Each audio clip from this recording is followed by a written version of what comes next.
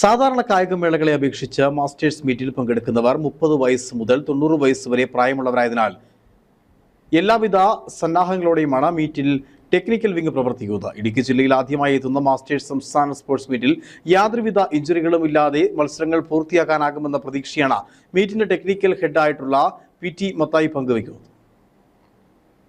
ഇത് സാധാരണ ഒരു മത്സരം പോലെയല്ല. സാധാരണ നമ്മൾ മത്സരിക്കാൻ വരുന്ന യൂത്താണ്, പക്ഷെ ഇവിടെ നേരെ മറിച്ചാണ്.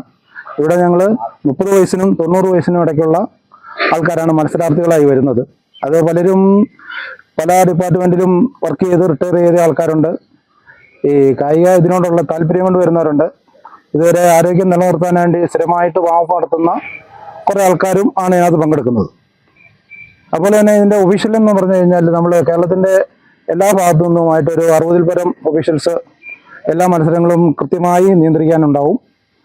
കൃത്യമായ സമയത്ത് തന്നെ ഓരോ ഷെഡ്യൂളും കൃത്യമായിട്ട് തന്നെ നടക്കുകയും ചെയ്യും. രാവിലെ 5-6 മണിക്ക് തന്നെ 5000 മീറ്റർ വാക്കിങ്ങോട് കൂടി നാളെ നമ്മുടെ മത്സരങ്ങൾ ആരംഭിക്കും. അതിന് ഒഫീഷ്യൽസ് അതിൻ്റെ ഭാഗത്തു നിന്നുള്ള ടെക്നിക്കൽ കമ്മിറ്റിയുടെ ഭാഗത്തു നിന്നുള്ള എല്ലാവരും എല്ലാ കാര്യങ്ങളും വളരെ പെർഫെക്റ്റായിട്ട് റെഡി ആയിട്ടിരിക്കുകയാണ്. ഇഞ്ചുറികളൊന്നും വരാതിരിക്കാനുള്ള ഒരു മീറ്റാണ്. ഇത് സാധാരണ യൂത്ത് നടക്കുന്നതല്ല, ഇത് പ്രായമുള്ള ആൾക്കാരുണ്ട്. പക്ഷെ അവർക്കും സാധാരണ ഗതിയിലുള്ള ഇഞ്ചുറികളൊന്നും വരാൻ സാധ്യത വളരെ കുറവാണ്. അതിനുള്ള ക്രമീകരണങ്ങൾ ഇവിടെ ചെയ്തിട്ടുണ്ട്.